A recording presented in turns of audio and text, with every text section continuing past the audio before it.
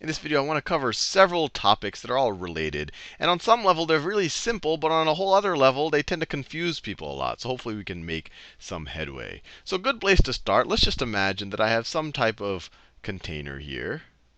Let's say that's my container. And inside of that container, I have a bunch of water molecules. It's just got a bunch of water molecules. They're all rubbing against each other. It's in its liquid form. This is liquid water. And then inside of the water molecules, I have some sugar molecules. Maybe I'll do sugar in this pink color. So I have a bunch of sugar molecules right here. I have many, many more water molecules, though. I want to make that clear. I have many, many more water molecules in this container we're dealing with. Now, in this type of situation, we call the thing that there's more of,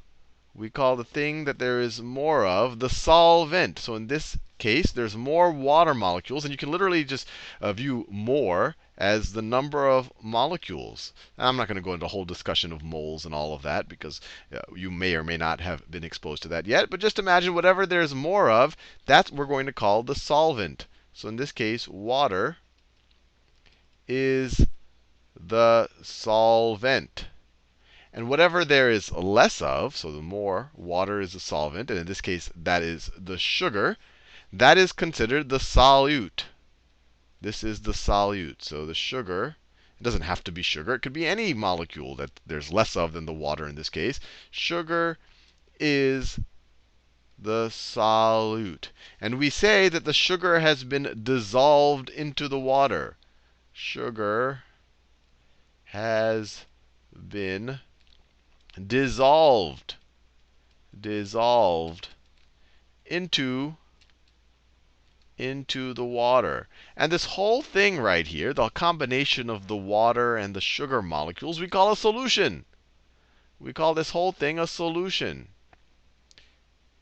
And a solution has a solvent and a solute. The solvent is water. That's the thing doing the dissolving. And the thing that is dissolved is the sugar. That's the solute. Now, all of this may or may not be review for you, but I'm doing it for a reason, because I want to talk about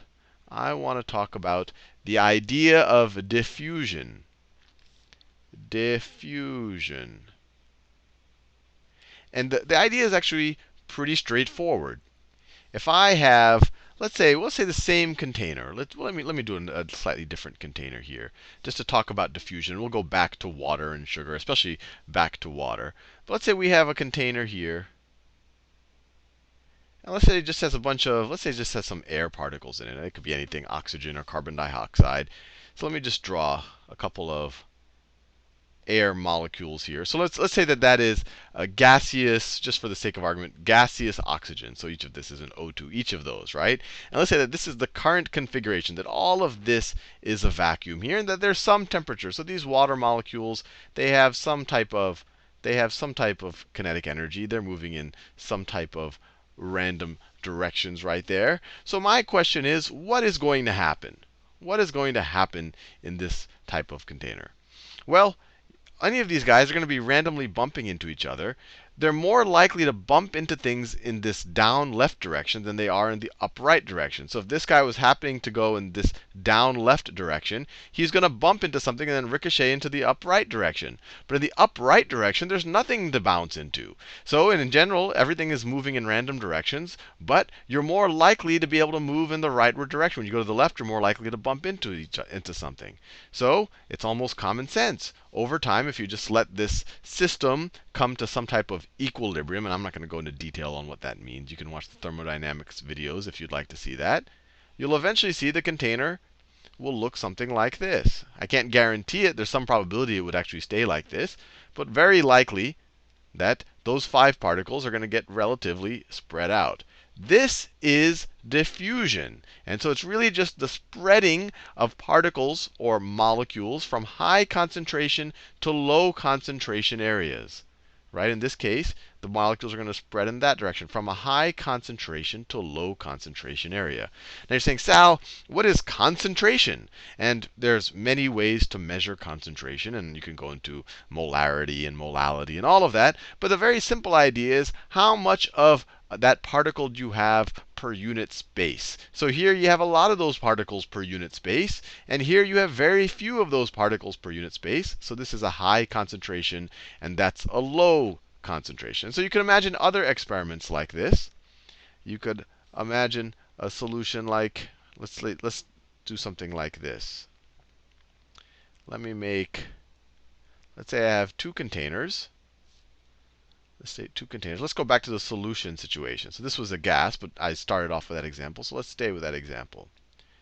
Let's say that I have a door right there that's larger than either the water or the sugar molecules. On either side, I have a bunch of water molecules. I have a bunch of water molecules on either side, just like that.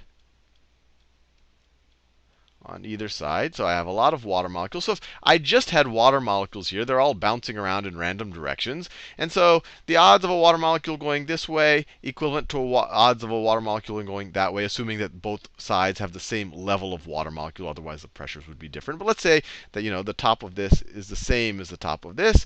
So there's no more pressure going in one direction or another. So if for whatever reason a bunch more water molecules were going in the rightward direction, then all of a sudden this would fill up with more water, and we know that isn't likely to occur. So this is, this is just a solution with, or this is just a kind of two containers of water. Now let's put some solute in it. Let's dissolve some solute in it. And let's say we do all the dissolving on the left-hand side. So we put some sugar molecules on the left-hand side. And these are small enough to fit through this little pipe. That's one assumption that I'm making. So what's going to happen? All of these things have some type of kinetic energy. They're all bouncing around. Well, over time, the water is going back and forth. This water molecule might go that way, that water molecule might go that way, but they net each other out. But over time, one of these big sugar molecules will be going in just the right direction to go through. Maybe this guy, instead of going in that direction, he starts off going in that direction. He goes just through this this tunnel connecting the two containers, and he'll end up there, right? And this guy will still be bouncing around. There's some probability he goes back, but there's still more particles, more sugar particles here than there. So still there's more probability that so this guy's on that side, so let me cross him out. But there's still more probability that one of these guys will go to that side than one of these guys will go to that side. So you can imagine if you're doing this with gazillions of particles, I'm only doing it with 4, over time, the particles will have spread out so that their concentrations are roughly equal. So that, maybe you'll have 2 here over time. But if you're, when you're only dealing with 3 or 4 or 5 particles, there's some probability it doesn't happen. But when you're doing it a gazillion and they're super small, it's a very, very, very high likelihood. But anyway, this whole process, we went from a container of high concentration to a container of low concentration, and the particles would have spread from the low concentration container to the high concentration container. So they diffused. This is diffusion. This is diffusion. And just so that we learn some other words that tend to be used with the idea of diffusion, when we started off, this had a higher concentration. The left-hand side container had higher concentration. Higher concentration. Higher concentration. It's all relative, right? It's only higher than this guy. Higher concentration. And this right here had a lower concentration. Lower concentration. And there are words for these things. This solution with a high concentration is called a hypertonic solution. Let me write that in yellow. Hypertonic solution. Hyper, in general, meaning having a lot of something, having too much of something. And this lower concentration is hypotonic solution. Lower concentration. You might have heard maybe one of your relatives, if they haven't had a meal in a while, say, "I'm hypoglycemic." That means that they're feeling lightheaded. There's not enough sugar in their bloodstream, and they want to pass out, so they want a meal. If you just had a candy bar, maybe you're hyperglycemic, or maybe you're just hyper in general. But so these are just good prefixes to know. But hypertonic, you have a lot of the solute, so you have high concentration. And then in hypotonic, not too much of the solute, so you have a low concentration. These are good words to know. So in general, diffusion, if there's no barriers to the diffusion, like we had here, you will have the solute go from a high concentration or hypertonic solution, if they can travel, to a hypotonic solution, to a hypo where the concentration is lower. Now, let's do an interesting experiment here. We've talked about diffusion, and so far we've been talking about the diffusion of the solute, right? And in general, and this is not always the case, if you want to be as general as possible, the solute is whatever you have less of. The solvent is whatever you have more of. And the most common solvent tends to be water. But it doesn't have to be water. It could be some type of alcohol. It could be it could be mercury. It could be a whole set of molecules. But water in most biological or chemical systems tends to be the most typical solvent. It's what other things are dissolved into. But what happens if we have a tunnel where the solute is too big to travel, but water is small enough to travel? So let's think about that situation. Let's think about that situation. In order to think about it, I'm going to do something interesting. Let's say we have a container here. Let's say we have, actually, I won't even draw a container. Let's just say we have an outside environment that has a bunch of water. This is the outside environment. And then you have some type of membrane. You have some type of membrane here. That's a membrane. Water can go in and out of this membrane. So it's semi-permeable. Well, it's permeable to water, but the solute cannot go through the membrane. So let's say that the solute is sugar. So we have water on the outside and also and also inside the membrane. So these are little small water molecules. This is a membrane right here. And let's say that we have some sugar molecules again. I'm just picking on sugar. It could have been anything. So we have some sugar molecules here that are just a little bit bigger, or they could be a lot bigger. Actually, they're a lot bigger than water molecules. So you have a bunch of, and I only draw 4, but you have a gazillion of them, right? But you have that much more water molecules. I'm just trying to show you have more water molecules than sugar molecules.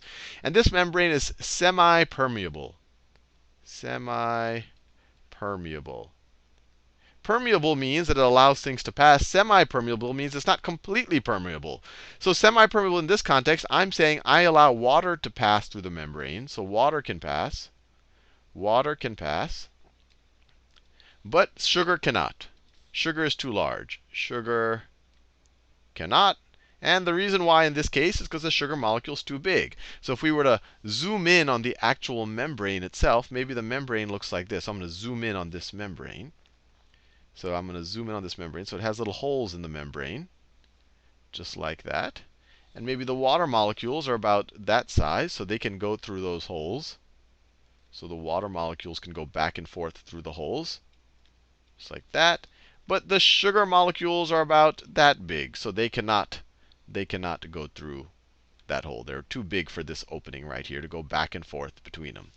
Now, what do you think is going to happen in this situation? So first of all, let's use our terminology. Remember, sugar is our solute, water is our solvent, semi-permeable membrane. Which side of the membrane has a higher or lower concentration of solute? Well, the inside does. The inside is hypertonic. Hypertonic. So I could write here, hypertonic. The outside has a lower concentration, so it's hypotonic. It's hypotonic out here. Lower concentration of solute. Now, if these openings were big enough, based on what we just talked about, these guys are bouncing around. Water is traveling in either direction and equal probability, or I'm gonna talk about that in a second. If everything was wide open, it would be equal probability. But if it was wide open, these guys eventually would bounce their ways over to this side, and you would probably end up with equal concentrations eventually. And so you would have your traditional diffusion, where high concentration of solute to low concentration of solute. But in this case, these guys, they can't fit through the hole. Only water can go back and forth. If these guys were not here, water would have an equal likelihood of going in this direction as they would be going in that direction. A completely equal likelihood. But because these guys are on the right-hand side of or in this case, on the inside of our membrane, this is our inside of our membrane zoomed up, these guys, it's less likely, because these guys might be in the kind of the approach position of the holes.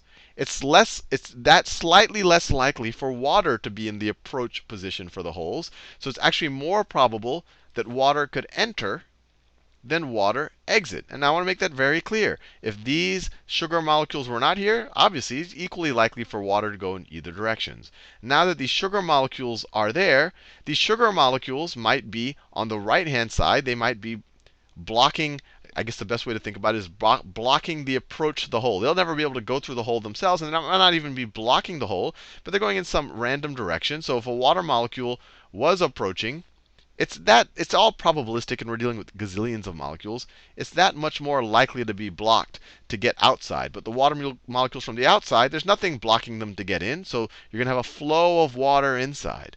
So in this situation, with a semi-permeable membrane, you're going to have water. You're going to have a net inward flow of water. And so this is kind of interesting. We have the solvent flowing from a hypotonic situation to a hypertonic solution. But it's only hypotonic in the solute. That's when you talk about the solute. And it's only hypertonic when you talk about the solute.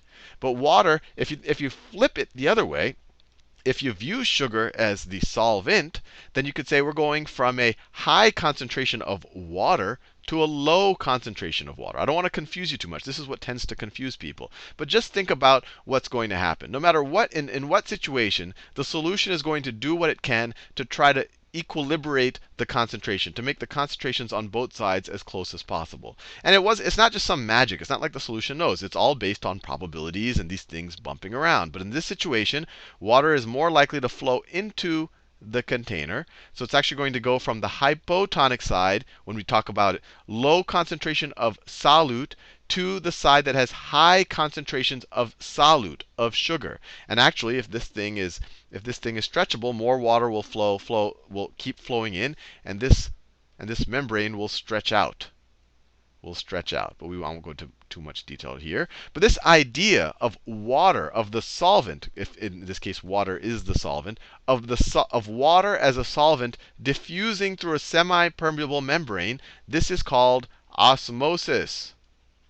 Osmosis.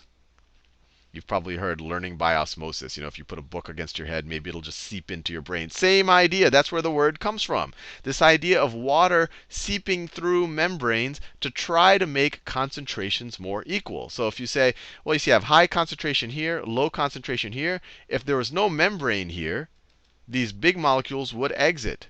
But because there's this semi-permeable membrane here, they can't. So the system, just probabilistically, no magic here, more water will enter to try to equilibrate the concentration. And eventually, if maybe there's a few molecules out here, not as high concentration here. Eventually, if everything was allowed to happen fully, you'll get to the point where you have just as high a concentration on this side as you have on the right-hand side, because this right-hand side is going to fill with water and also probably become a larger volume. And then once again, the probabilities of a water molecule going to the right and to the left will be the same, and you'll get to some type of equilibrium. But I want to make it very clear.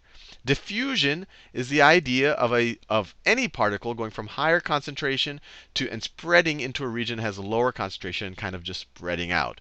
Osmosis is the diffusion of water. And usually you're talking about the diffusion of water as a solvent. And usually it's in the context of a semi-permeable membrane, where the actual solute cannot travel through the membrane.